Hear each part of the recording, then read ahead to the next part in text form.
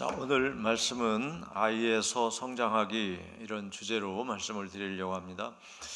우리가 예수님을 믿게 되면은 영적으로 어린아이와 같다 이렇게 생각할 수 있어요. 그래서 내 몸 안에 있는 하나님이 만들어 주신 영적인 사람이 하나님과 교통하고 또 교제하면서 장성한 예수님의 장성한 분량까지 성장하기를 바라는 하나님 말씀이 있기 때문에 우리가 영의 사람이 되면, 영의 사람이 된다는 건 육으로 살다가 이제 예수님을 믿음으로써 육체가 예수님 십자가에서 죽은 것을 알게 되고 부활하신 예수님과 함께 내 속에 창세전에 만들어 주셨던 영의 사람이 이제 예수님과 함께 살게 되는 거거든요. 그러면은 그 영적인 아이가 하나님을 알아차리고 예배하게 되고 또 예수님 마음을 품고 성장하게 되면서 믿음이 장성한 그리스도인이 되는 것이죠. 그래서 우리가 영적으로 자라야 된다 하는 게 성경의 권고예요. 영적으로 자라야 된다.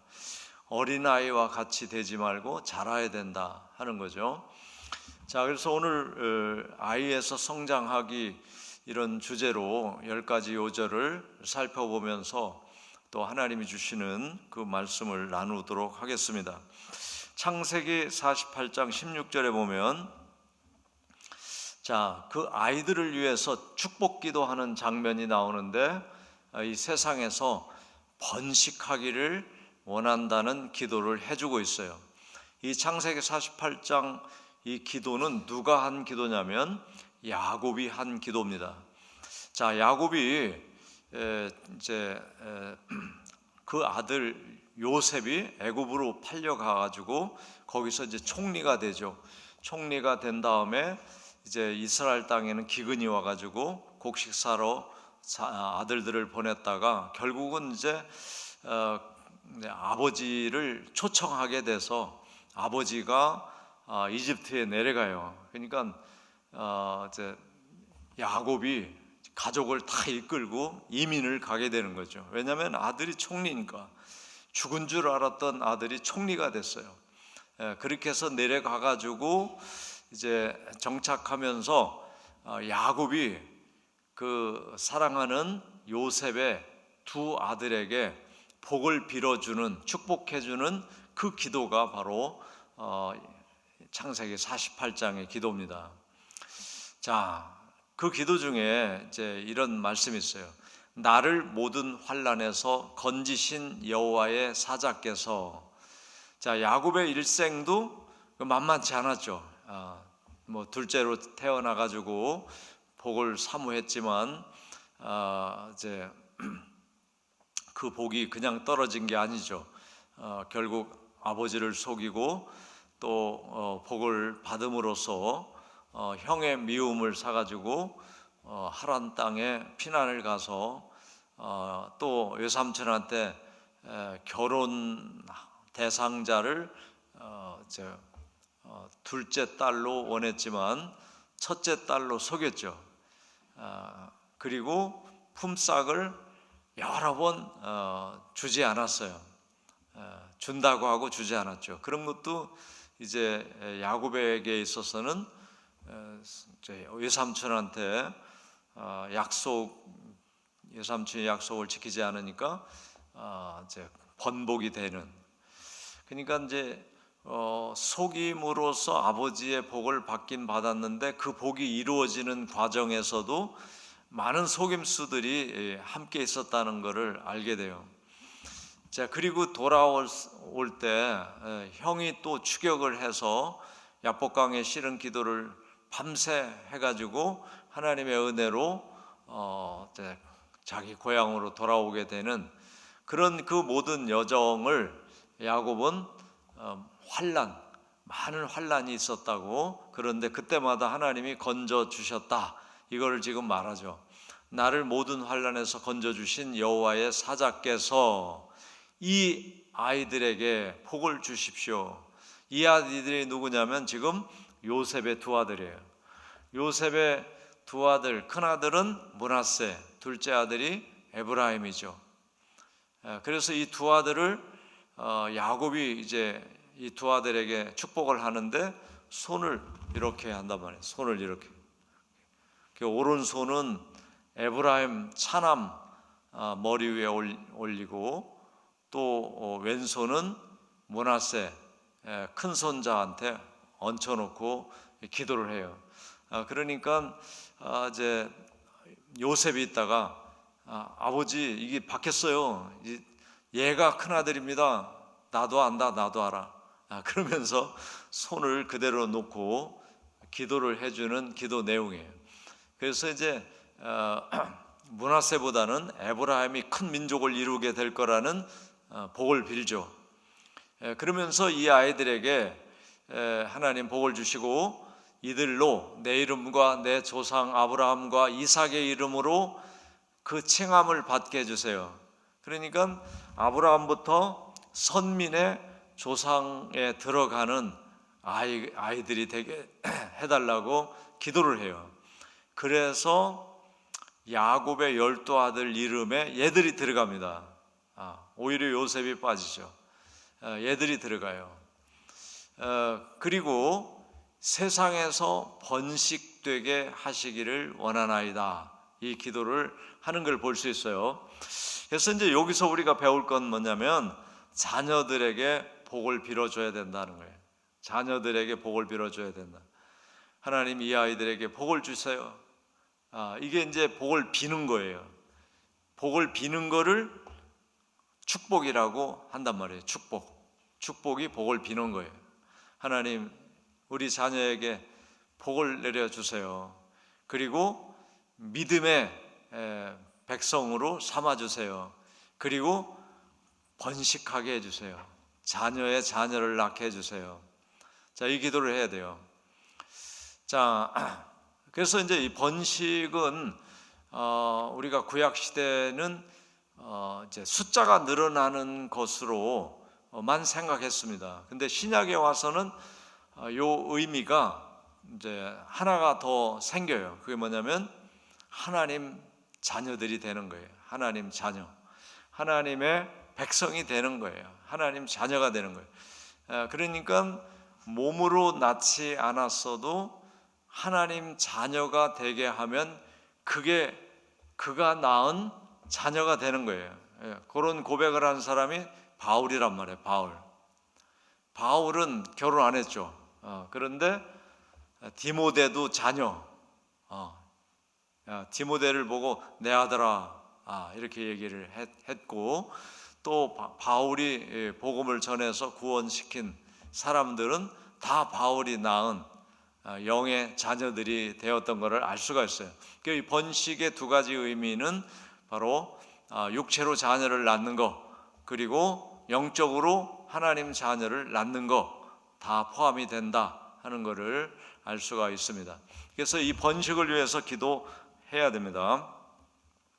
자, 두 번째 말씀은 사무엘이죠. 사무엘상 1장 22절에 오직 한나는 올라가지 아니하고 그의 남편에게 이르되 아이를 젖대거든 내가 그를 데리고 가서 여호와 앞에 뵙게 하고 거기서 영원히 있게 하리이다 하니. 자, 이게 무슨 말입니까? 자, 사무엘상은 이제 사무엘이 출산되는 것부터 나오죠. 근데 사무엘을 낳는 사무엘의 이제 조상들이 쭉 나오고, 사무엘의 아버지가 엘가나고 어머니가 한나인데 애를 못 낳아요. 그래서 애를 낳기 위해서 분인나라는 둘째 부인을 엘가나가 이제 선택을 해서 그 엘가나에게는 이제 그 분인나를 통해서 낳은 자녀들이 있었어요. 근데 한나는 자녀가 없는 거예요. 그러니까 이제 매년마다 여기는 이제 그 절기는 다 성전에 와서 예배드리고, 그리고 이제 안식일 예배는 회당에서 드린단 말이죠.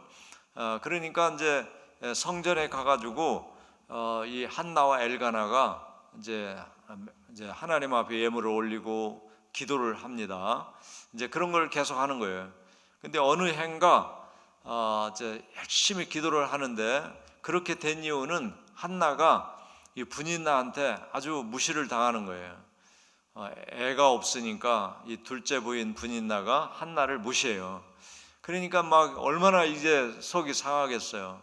그래서 성전에 가서 그렇게 이제 기도를 드리고 있을 때, 그때 제사장이 엘리였죠. 엘리 제사장이 가만히 멀리서 보니까 술 취한 것 같아. 그래서 다가와서 왜 낮에 이렇게 술을 마시고 술 이제 중얼중얼 하느냐 그랬더니, 내가 술 마신 것이 아닙니다. 내가 원한이 있어서 하나님께 기도한 것입니다. 자, 이렇게 이제 얘기하죠. 그랬더니 엘가나 제사장이 그래, 너의 기도를 하나님이 들으실 줄로 믿는다.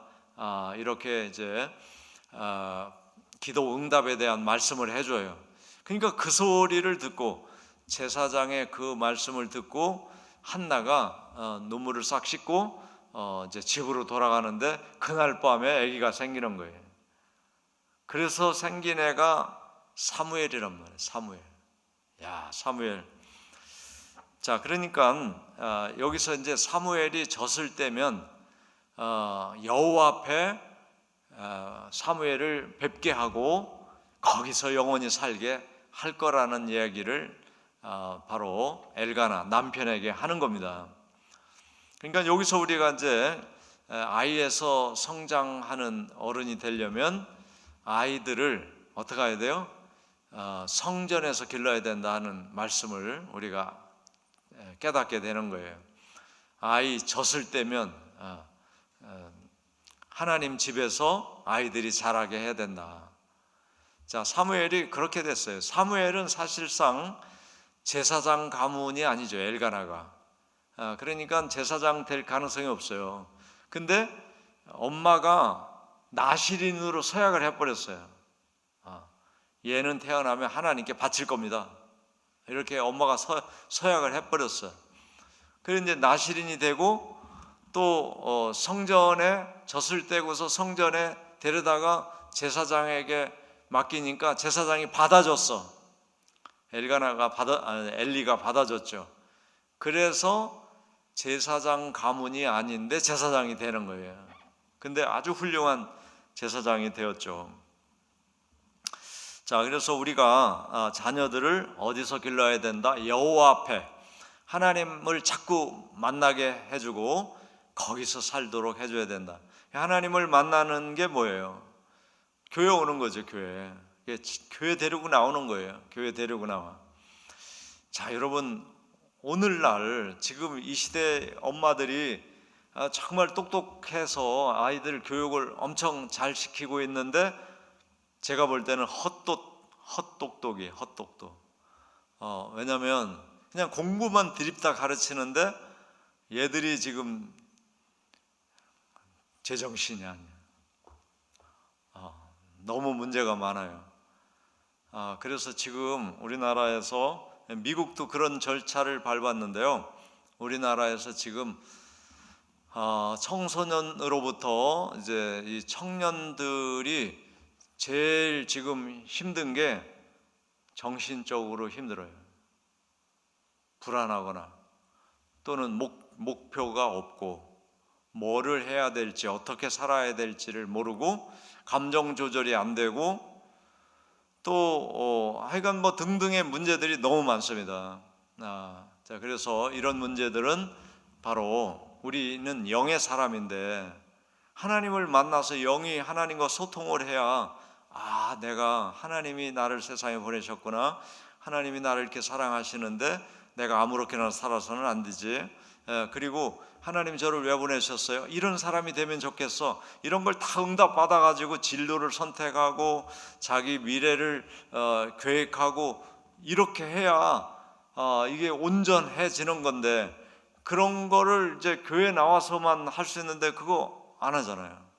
학교에서는 그냥 교과서만 가르치잖아요. 교과서에서는 영적인 얘기가 하나도 없어요.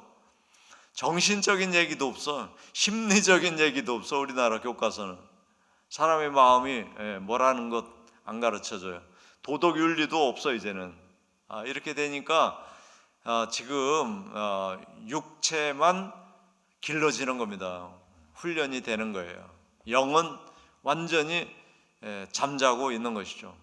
그래서 우리가 이 영적 아이로 태어나는데 이 아이를 이제 장성하게 하려면 여호와 앞에서 자라게 해야 된다 하는 거 우리가 잊지 말아야 되고, 손주 손녀들도 그렇게 되도록 우리가 기도하고 또 격려해야 되겠죠. 자, 그다음에 세 번째 보면 이제 사무엘에 대한 이야기가 이제 한 번 더 나옵니다. 사무엘상 2장 26절.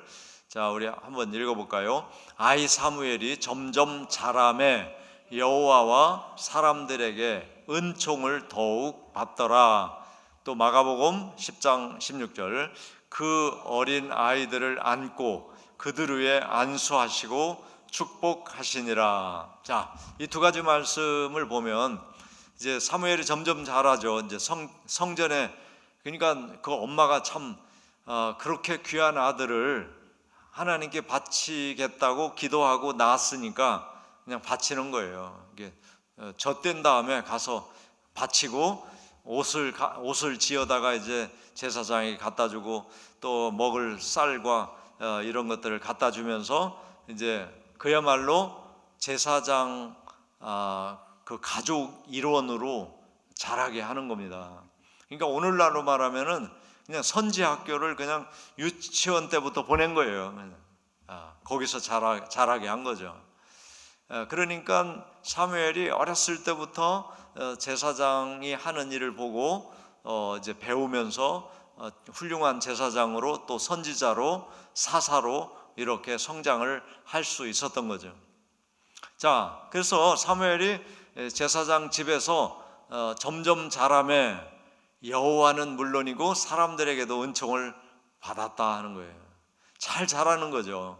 하나님도 기뻐하시는 거예요. 사무엘이 너무 이쁜 거예요. 왜?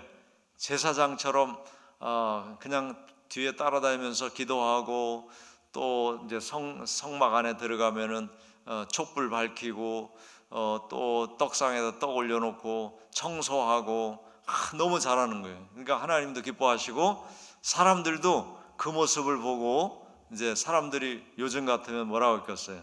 애기 목사라고 했을 거예요. 애기 목사. 그때는 애기 제사장이야. 애기 제사장. 사무엘이 애기 제사장. 그러니까 너무 이뻐하고 사람들도 귀하게 여겼더라. 자, 그래서 우리는 어린이를 하나님 집에서 자라게 해야 된다. 말씀 듣고 자라게 해야 된다. 이거 정말 잊지 말아야 되는데 지금 보니까 다 키워버렸어요, 애들. 그래도 비교적 여러분 중고등학교까지는 잘 신앙생활 하도록 했죠.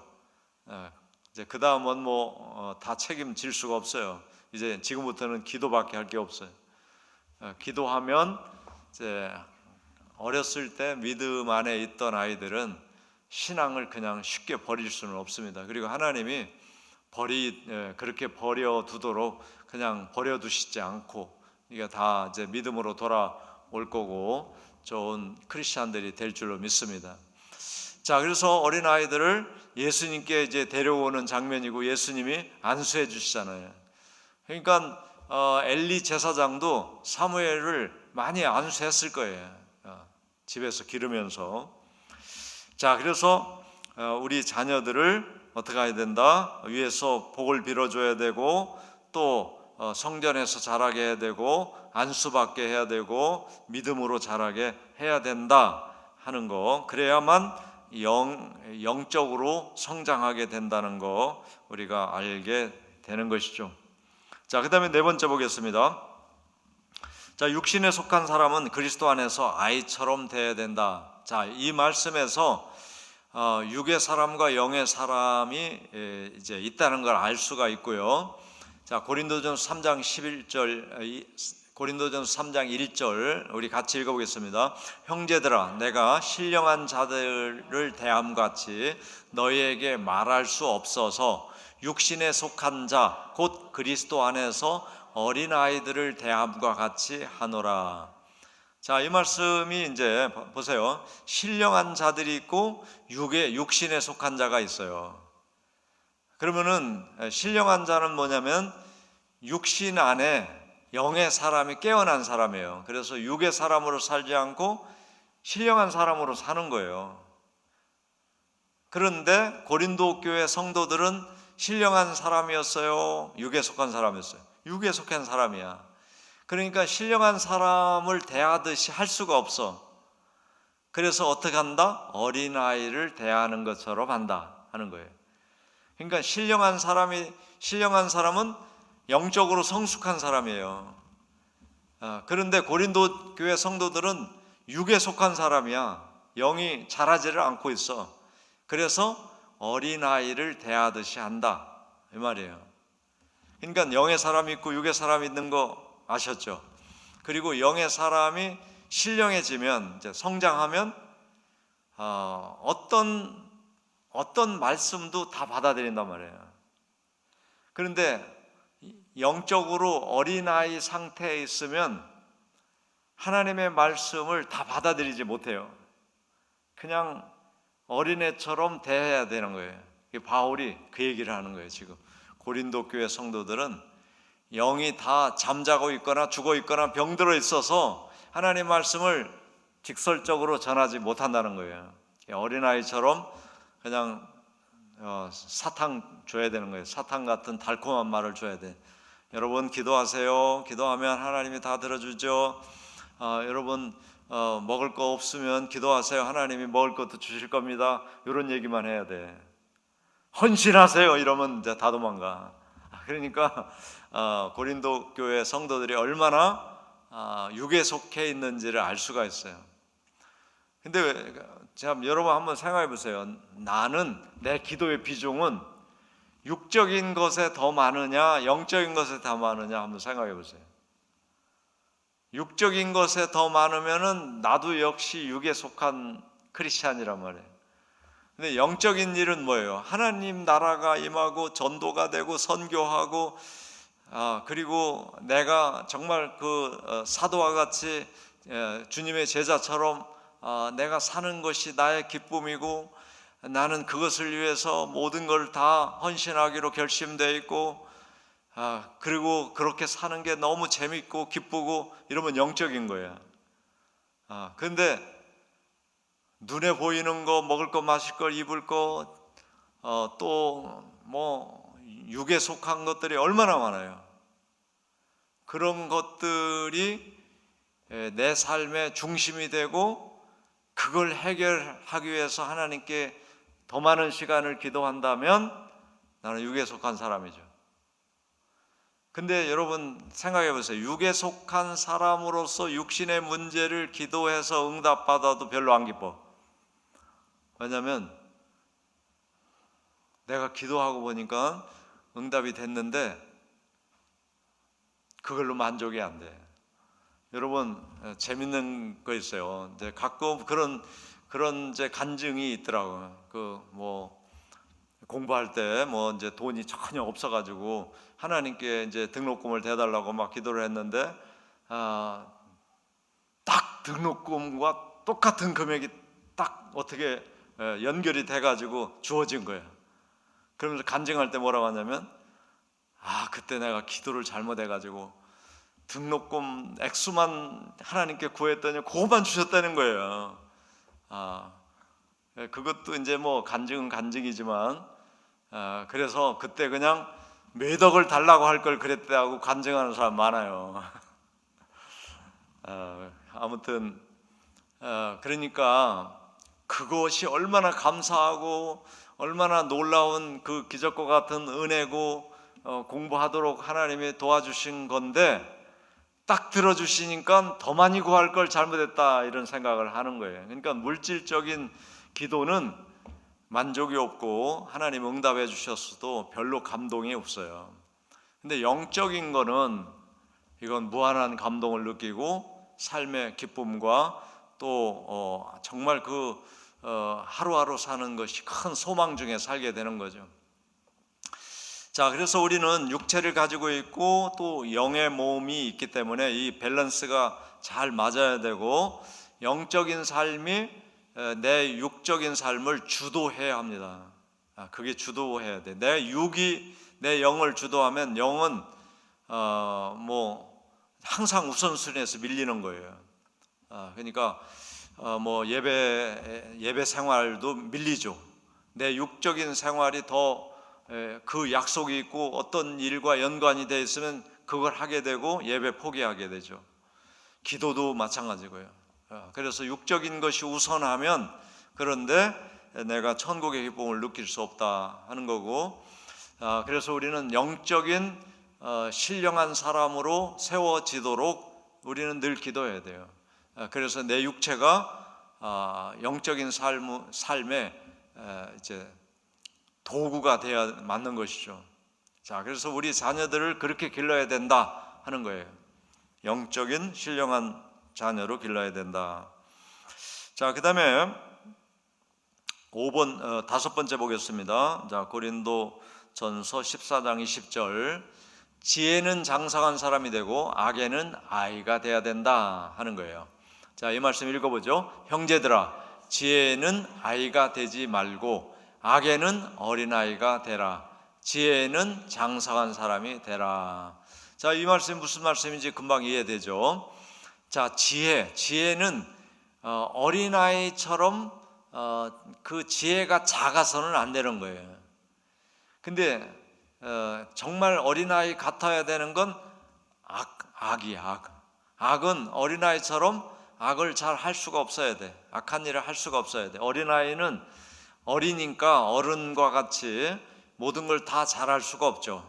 어린아이 수준에서 하게 되는데, 그래서 지혜는 어린아이처럼 미숙하고 부족해서는 안 된다는 얘기고, 그러나 악한 일은 어린아이처럼 미숙하고 부족해서 악한 일을 잘 못하게 되는 게 맞다는 거예요. 그렇게 되라는 거예요.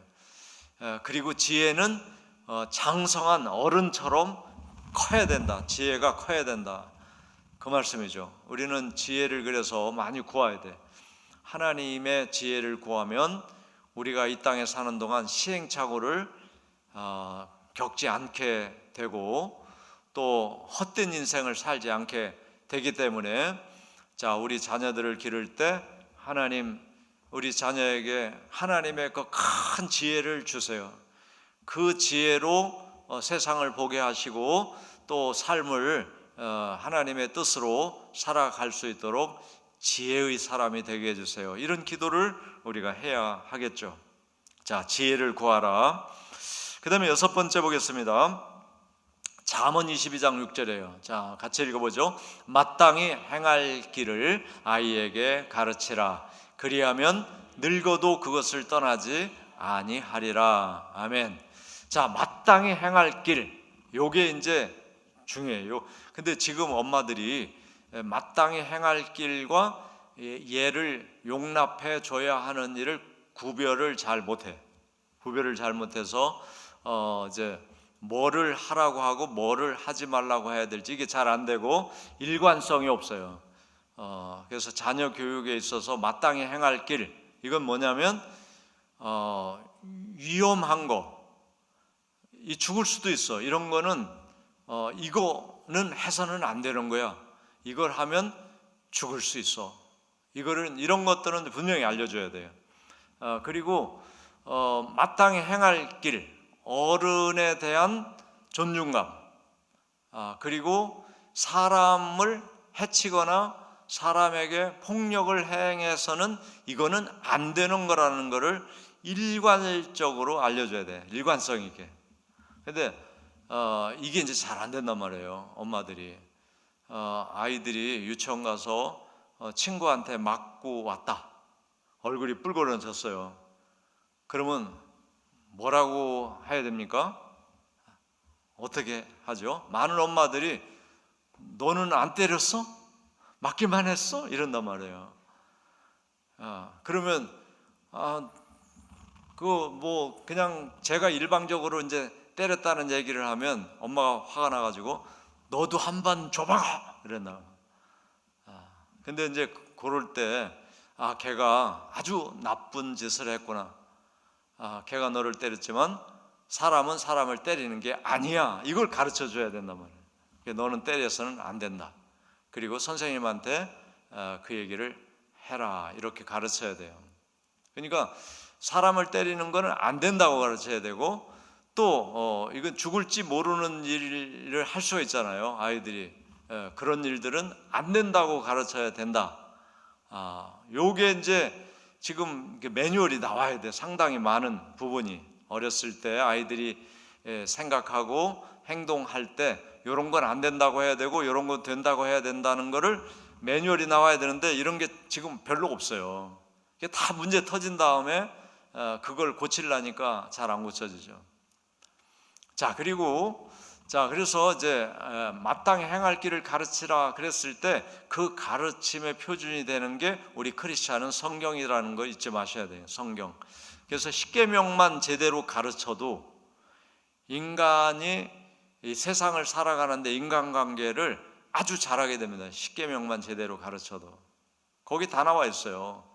일단은 이제 사계명까지 하나님이 계시고 그 하나님 말고 다른 우상이나 형상이나 이런 것들에게 절하거나 만들거나 신으로 여겨서는 안 된다는 거, 이런 건 안 되는 겁니다. 왜냐하면 그게 신이 아니잖아요. 큰 둥그라미가 신이 아니잖아. 큰 바위가 신이 아니잖아. 뭐 엄청나게 크게 사람을 돌로 깎아놨다든지 금속으로 만들어서 그 키가 뭐 100m가 된다 할지라도 그게 생명 있는 신이 아니잖아. 그러니까 그거 아니라는 거, 거기는 아무것도 없다는 거, 그게 커가지고 그 밑에 가면은 와 대단하다. 사람들이 막 빌고 막 기도하고 엎드려 절하니까 괜히 거기 가면 뭐 어떻습니까 여러분? 아무렇지도 않아야 돼요. 사실은 기독교인들이 그런 데 가가지고 아무렇지도 않아요. 되게 크게 만들었네. 이거 뭐하러 이렇게 큰 걸 만들었어. 그렇게 생각을 해야 되는데 가면 괜히 마음이 쫄려. 그러면 이게 믿음이 약한 거지. 사실은 믿음이 약한 거야. 그게 뭐 아무 신도 아니고 거기 아무 해를 나한테 주거나 복을 주거나 전혀 할 수 없는 거잖아요. 그런 걸 어렸을 때 가르쳐야 된다고요. 근데 교회에서만 십계명을 가르치지 또 교회에서도 안 가르칠지도 몰라. 우리 전사님들 꼭 가르쳐야 돼 십계명. 그리고 이제 안식일을 잘 지켜라. 주일을 잘 지켜라. 예배 생활이죠. 그리고 하나님의 이름을 욕되게 너가 행동해서는 안 된다. 이런 거 다 가르쳐야 된다면. 그 다음에 부모를 공경하라. 또 도적질하지 말라. 살인하지 말라. 또 거짓말, 이웃에 대해서 거짓 증거하지 마라. 또 이웃의 어떤 것도 탐심을 가지고 욕심을 가지고 이웃의 것을 가지지 마라. 이런 그 십계명의 기본적인 것들을 우리가 가르쳐야 된다는. 그리고 이제 예수님이 오셔가지고 하신 말씀들, 하나님을 사랑하라. 그리고 이웃을 내 몸처럼 사랑해라. 이런 말씀들을 우리가 가르쳐야 되는 거예요. 자, 그러면 우리 아이들이 아주 그 훌륭한 사람이 되는 거죠. 훌륭한 사람이 돼. 어렸을 때 가르치면 늙어도 그걸 떠나지 않는다. 자, 그래서 말씀 가르치는 거 매우 중요하다는 거. 그 다음에 7번째 보겠습니다. 고린도전서 13장 11절. 자, 우리가 주일날도 읽었던 말씀이죠. 같이 읽어보겠습니다. 내가 어렸을 때에는 말하는 것이 어린아이와 같고 깨닫는 것이 어린아이와 같고 생각하는 것이 어린아이와 같다가 장성한 사람이 되어서는 어린아이의 일을 버렸노라. 그러니까 이것도 이제 어렸을 때 일을 우리는 이제 버리고 어른의 신앙을 가져야 된다는 말씀이에요. 말하는 거, 생각하는 거, 깨닫는 거, 이런 것들이 어린이들은 미숙하단 말이에요. 그러니까 어린이를 통해서 배워야 되는 건 순수한 엄마를 의존하는 그런 마음은 어린이에게서 배워야 되는데, 엄마를 의존하는 것처럼 우리는 누구를 의존해? 하나님을 의존하고 하나님 없이 나는 못 살아요. 이것을 어린이에게 배우라는 거고, 또 그 다음에 다른 것들은 어린이는 미숙해요. 많은 것들이 경험이 부족하잖아요. 그러니까 어린아이가 말하는 것처럼 생각하는 것처럼 깨닫는 것처럼 해서는 안 된다 하는 것을 말씀하고 있어요. 자, 그 다음에 8번째 보겠습니다.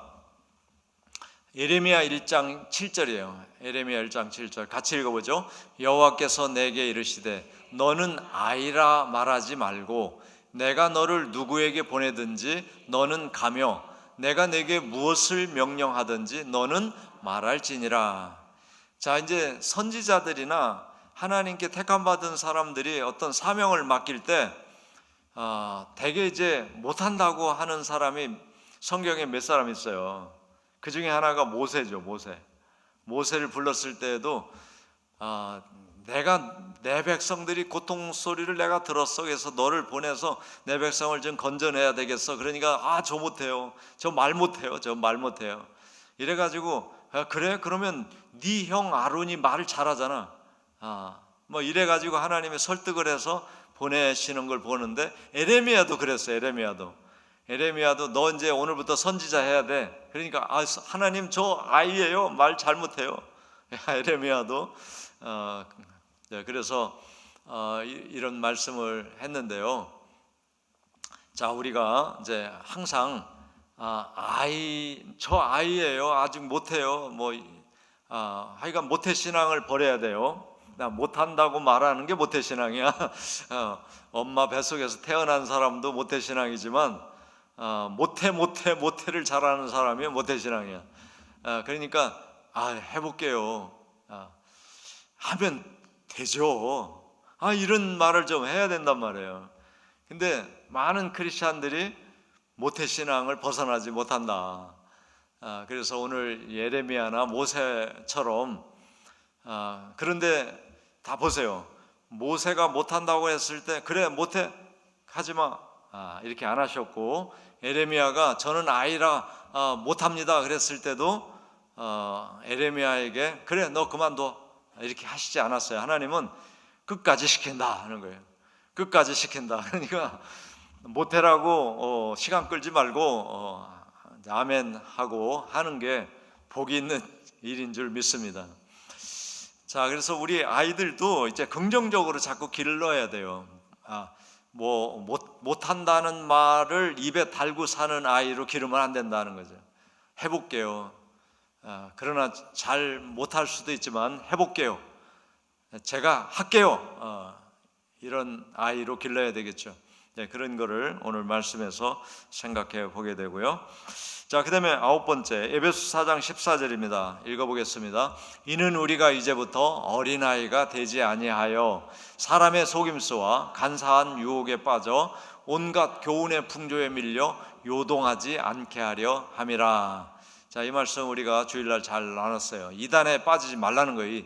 초대교회 이단이 많이 나타났습니다. 그래서 어린아이처럼 속임수와 간사한 유혹에 빠져서 온갖 교훈, 그러니까 하나님 말씀을 정확하게 듣고 또 전하고 해야 되는데 온갖 교훈들이 난무하고 풍조, 세상 풍조가 이제 유행이 난무해서 거기 따라다니면은 신앙생활이 되질 않죠. 크리스찬이 될 수가 없어요. 요동하게 되죠. 자, 오늘 이 세상이 정말 요동하지 않습니까? 지금 요동하는 세상이에요. 그래서 우리 크리스찬들은 이런 말씀을 보면서 내가 애들처럼 이리 빠지고 저리 빠지고 이 유행 저 풍조에 빠지고 이 교훈과 저 교훈과 이단과 사이비 그런 쪽에서 내가 정말 그 신앙을 잃어버리지 않도록 굳굳하게 믿음을 지켜야 된다. 굳굳하게 믿음을 지키는 것이 뭘까요? 교회 신앙이에요. 교회 신앙. 그래서 이단에 빠지지 않는 길을 가르치는 그 이단 대책의 그 매뉴얼 가운데 본교회 말고서 예배를 드린다든지 본교회 말고 성경 공부를 한다든지 본교회 목사님이나 본교에서 하는 성경 공부 말고 다른 데 가지 말라가 1번이에요. 근데 여러분 다른 데 가고 싶죠?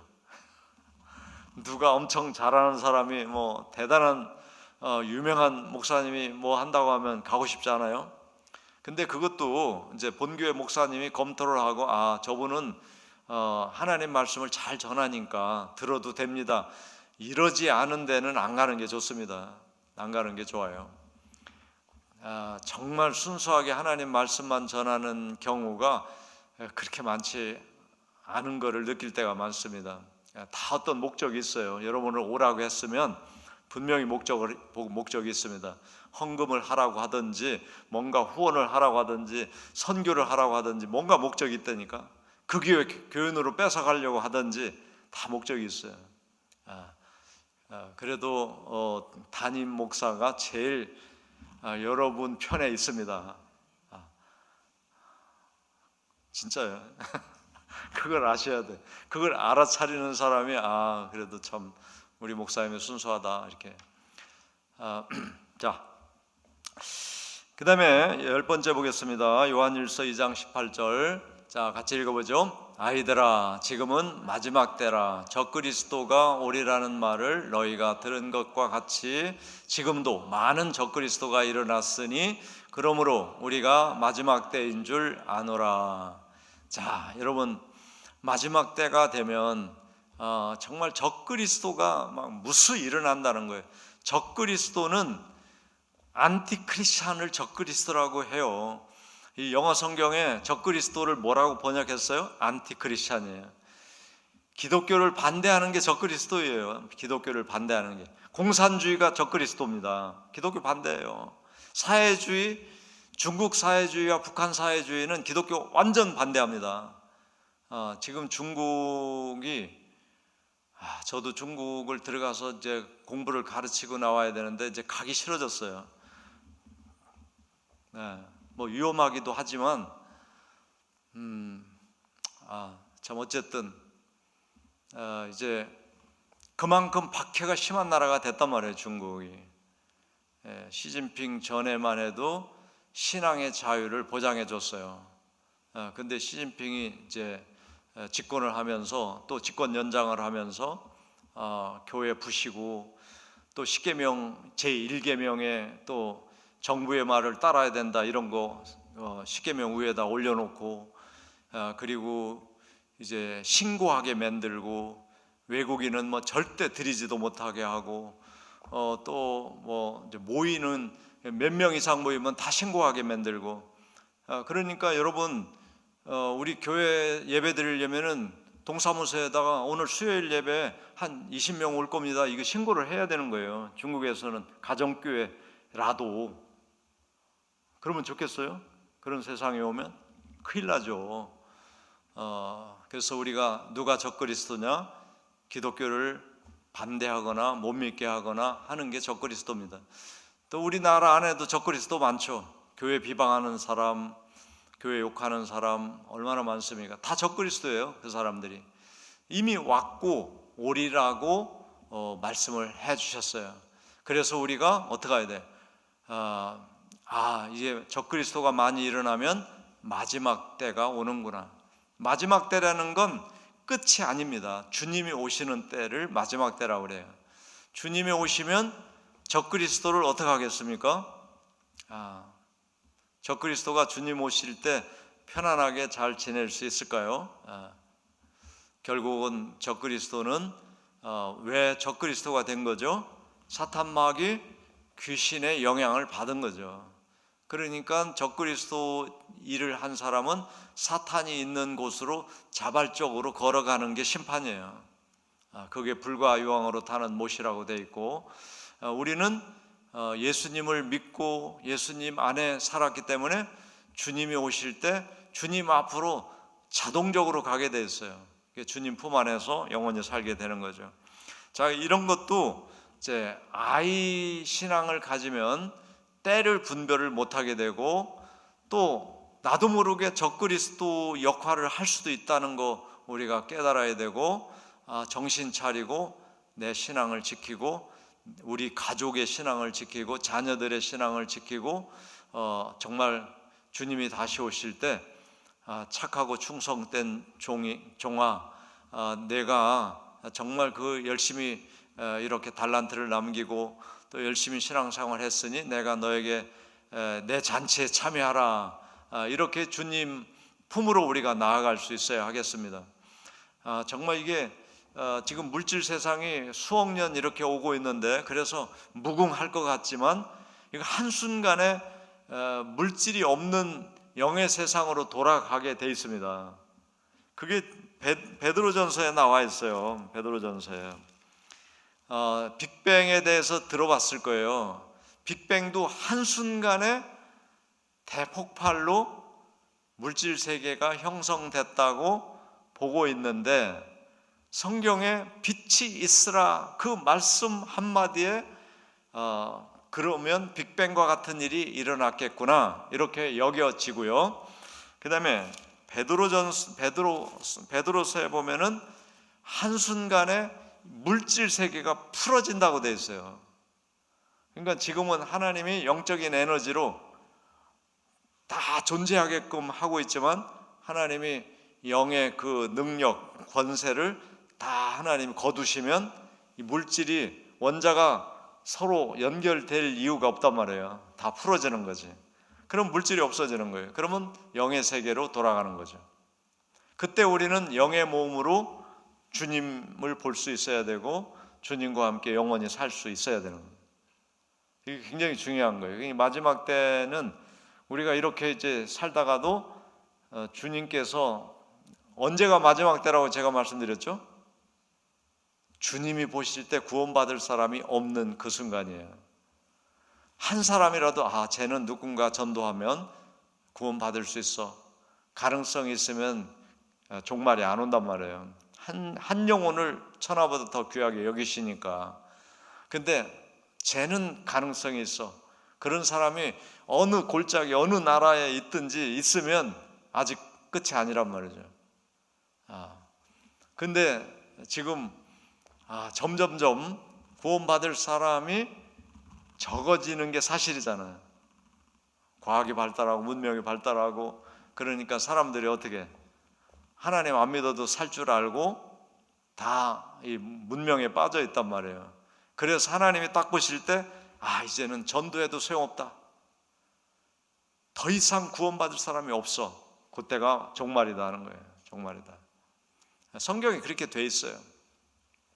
자, 그래서 우리가 내 속에 있는 영의 아이를 자라게 해야 되고, 또 우리 자녀들이 영적인 그리스도인으로 성장하도록 도와줘야 되고, 또 우리 후손들이 그 믿음을 이어가게 해야 되고, 그리고 나와 혈연 관계가 아닌 그 사람도 전도해서 영의 자녀를 내가 낳는, 태신자를 낳는